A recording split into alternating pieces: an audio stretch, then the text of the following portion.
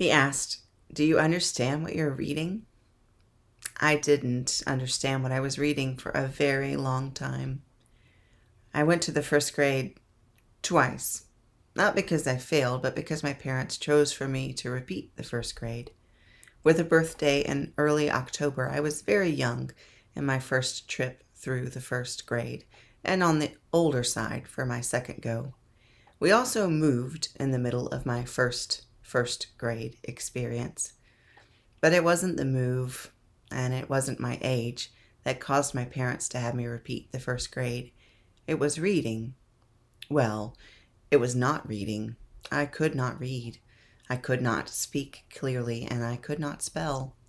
I was extremely charming. In the 80s, we didn't know much about learning differences. I was not given any labels. There were no IEP meetings. I was pulled out of class for speech therapy. Look at my mouth, Laura. Banana. I did manage to learn to read, but I didn't have much fluency and I didn't have much comprehension. I loved stories and I remembered almost everything anyone read to me, but it wasn't until middle school, at the second middle school I attended, because we had once again moved and I was starting over and meeting new people again. Anyway, at that second middle school, Camden Middle School, I took a Spanish class. Learning Spanish, where the letters and the sounds matched, made something in my brain click for the first time, and I could read with ease Spanish and English. And so I read and I read and I read. It wasn't until I was in college taking a class called Teaching Children with Exceptionalities that I had any idea that I might be dyslexic. He asked, "Do you understand what you are reading?" I loved Hebrew immediately. Vowels are my biggest challenge in English, and Hebrew, original Hebrew, has no vowels. They were added in later and they go underneath the main letters, and you don't need them. It's also backwards, at least as compared to English, and while I don't see anything backwards, I do struggle with letters like B and P and D. I mean, they all look the same and they all sound kind of the same to me too. So Hebrew is backwards, and the vowels aren't necessary, and I love it. He asked, "Do you understand what you're reading?" According to the story, Philip is on foot, and the one reading a scroll of Hebrew, we must assume since it's Isaiah, is in a chariot, and yet they're able to have this conversation. Is Philip jogging along? Is the chariot going really slowly? Honestly, I hope that the chariot is going so slowly because I cannot imagine reading biblical Hebrew with no spaces between the words, no vowels, and printed likely on sheepskin or something similar. To read that while moving fast sounds impossible. Do you understand what you're reading? How can I unless someone guides me? And Philip is invited to get in and sit down. Guides are important. I'm grateful to my second first grade teacher who taught me to read, and I'm grateful for the speech therapist who taught me to speak, and I'm grateful for my first Spanish teacher who opened my eyes to the code, the logic, the structure of language. I'm grateful for most of my biblical guides. Certainly some have been more helpful than others. My dad was a guide. I'm grateful for his sermons about love and care, grateful that hell almost never came up, grateful that he listened to my arguments, my concerns, my challenges concerning the Bible, and while he certainly wished I would toe the line, he did not cast me or my questions aside. My Philip, or depending on how you read the story, my Ethiopian eunuch, was Marty Williams. Marty was at Oxford doing a term at the same time I was. She was in graduate school and I was still in college, but we were the only two Americans at Regent's Park College and Oxford University at that time, and that created a bond of sorts. Marty was not a common nickname for Martha in England, and so everyone other than me called her Martha. And I expect one reason she liked to hang out with me was that I could say Marty. Marty and I often sat next to each other at the two computers for general use in the library. She would also regularly come down into the bowels of Regent's Park College, where the premier collection of Baptist historical documents is housed in the Angus Library, and visit me. That's where I lived, practically, and pored over books written by Baptists in the 1600s. One time she was visiting me and we heard someone coming down the stairs. We thought it was our friend Allison, and so we hid underneath some cubicle desks. It wasn't Allison. It was an Oxford Don that neither of us knew. He sat down and made himself comfortable, and we had to decide if we were willing to wait him out or if we were going to emerge from underneath the desks and explain ourselves. After several long minutes, we came out from underneath the desks. Without much of a glance in our direction, the Don intoned, "Ah, you thought I was the beast of Revelation coming down the stairs, and you hid yourselves accordingly." We didn't argue with his assessment and instead removed ourselves from the room post-haste. For Marty's work, she was reading people like Friedrich Schleiermacher, who was a German Reformed theologian, philosopher, and biblical scholar. He's known as the father of modern liberal theology. He's considered an early leader in liberal Christianity, and his work forms part of the foundation for the modern field of hermeneutics. Hermeneutics is just the study of interpretation. In Schleiermacher's case, the interpretation of the Bible. He was particularly interested in what he called the interpretive circle, meaning what we might understand about the author's intent, what we might understand about the author's original audience, and what the reader might bring to the table as well. Marty would read and write and periodically exclaim, "I'm a heretic." She would explain what she was reading, and I would find that I too was a heretic, and that there were words for the ideas I had long held, that there were entire theological concepts for people like me.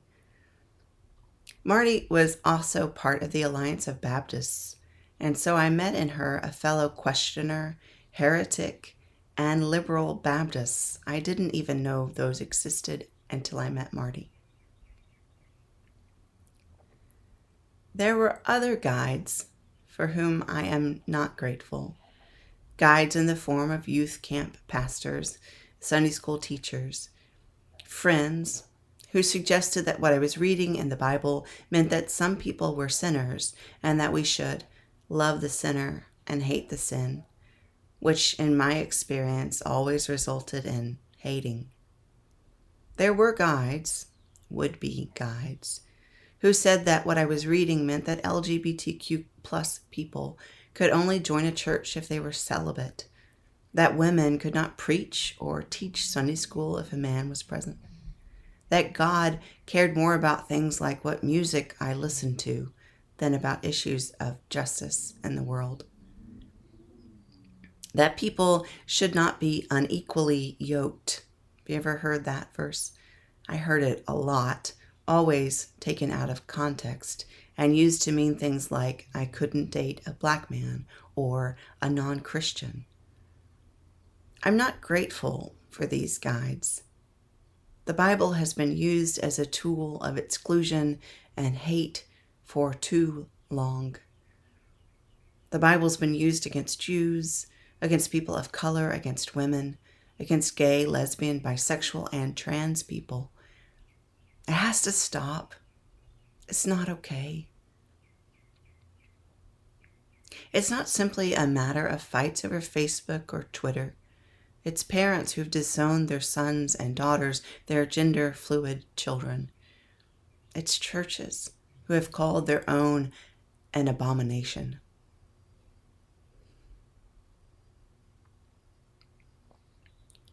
Then an angel of the Lord said to Philip, "Get up and go toward the south to the road that goes down from Jerusalem to Gaza. This is a wilderness road.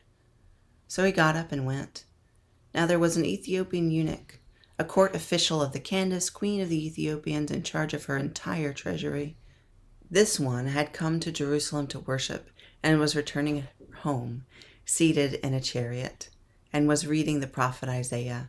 Then the Spirit said to Philip, "Go over to this chariot and join it." So Philip ran up to it and heard the reading of the prophet Isaiah. And he asked, "Do you understand what you are reading?" "How can I unless someone guides me?" was the reply. It might interest you to know that you likely have not understood some of the things that you've been reading in this story. While never named, the person in the chariot is described as an Ethiopian, as a eunuch, and as a court official of the Candace, queen of the Ethiopians. The Greek word translated as Ethiopian here literally means burnt face, dark-skinned. This person was likely not from the area now known as Ethiopia, the area of Africa now known as Ethiopia, but rather was black. And Candace isn't a name, it's a title. And what does it mean when one is described as a eunuch in the Bible? With this question about what it means precisely to be a eunuch, we might pause and wonder if we need to know the particulars. It feels a little bit like asking a modern trans person about surgeries. We don't need to know what this person's body looked like. We do need to make it clear that despite what my Sunday school teachers told me, the title eunuch most likely means this person's body or identity are not gender conforming. This detail, the detail that this person is a eunuch, is here for a reason and repeated over and over again, just like the title Ethiopian. While prejudices of today didn't exist then, it is clear that Acts wants us to know this person is black-skinned and this person is a eunuch. Eunuchs did not fit conventional notions of gender in the Roman world. In the Roman world, they were simultaneously seen as men and non-men, neither male nor female. They were viewed as sexually impotent. They were seen as powerless and thus often scorned according to Roman constructions of masculinity and virility. And yet they often held positions of power, especially in the government of a queen. This black, gender non-conforming person certainly seems to be powerful, in charge of the queen's treasury, literate, wealthy enough to have a scroll of Isaiah, and a chariot, or at least the use of a chariot. We know this pilgrim is traveling home from a trip to Jerusalem to worship. Because of scriptures like Deuteronomy 23:1 and Leviticus 21:16 through 23, some scholars assume that the eunuch would have been forbidden from full inclusion in the rituals of worship. But we don't know. We don't know what kind of welcome or exclusion this person faced in Jerusalem. All of the ambiguity of this character radiates and has an effect. From the perspective of the dominant Greco-Roman culture that Acts represents, this convert pushes boundaries in almost every direction. This black, gender-fluid human reminds us that the good news will not travel to the ends of the earth because of focus groups or strategic plans or demographic analysis. The good news will travel because individuals will gladly carry it there because they recognize that the good news is for them, exactly them. That the good news is love, ever expanding. The good news acknowledges the worth and dignity of everyone. Everyone. The good news topples the prejudices that religion and societies continue to build up. Some guides have tried to limit the good news, tried to decide that it is good news for some and damning news for others. They underestimate the capacity of love. I wonder how much it is that Philip and the Ethiopian eunuch are guides for each other. Perhaps Philip does help the Ethiopian eunuch come to new understandings of Isaiah, and perhaps the Ethiopian eunuch helps Philip come to new understandings of who should be welcome. The eunuch does not question that the eunuch can be baptized. The Ethiopian eunuch doesn't ask, "Can I be baptized?" or "Will you baptize me?" No. The question is, what is to prevent me from being baptized? What is to prevent love? Nothing. Absolutely nothing, because the welcome of the Spirit is wide. It encompasses all and every. This traveler simply sees water and on the Ethiopian eunuch's own does the reasoning. I can be baptized. Here is water. What is to prevent me from full inclusion, full participation, complete belonging? And so this Black, gender-fluid fellow pilgrim stands prominent, not only as the Christian church's first convert, at least that we know of from Africa, but also as the church's first constructive theologian from that area. It's clear the Ethiopian eunuch has learned to read the Bible through a hermeneutic of love. When we listen to our guides who start with love, when love is the litmus test, we find that there are no limits to who can be included, no limits to God's love. Beloved, let us love one another, because love is from God. Everyone who loves is born of God and knows God. Whoever does not love does not know God, for God is love. My friends, do we understand what we are reading? God is love. Love is the starting place for understanding the Bible. If legislators try to push through anti-trans bills, anti-voting bills, anti-choice for women's bodies bills, permitless carry bills, all while some claim their reasons for doing so are based on the Bible, I want to suggest to you that they need a new guide. They do not understand what they are reading. When Jesus was asked about the greatest commandment, he said, "You shall love the Lord your God with all your heart and all your soul and all your mind and all your strength." This is the greatest and first commandment, and the second is like it. You shall love your neighbor as yourself. On these two commandments hang all the law and the prophets, meaning the entire Bible. Love. Love is the starting place for understanding the Bible. Do we understand what we are reading? Are we starting with love? Is love our guide? God is love. Let us love one another. Amen.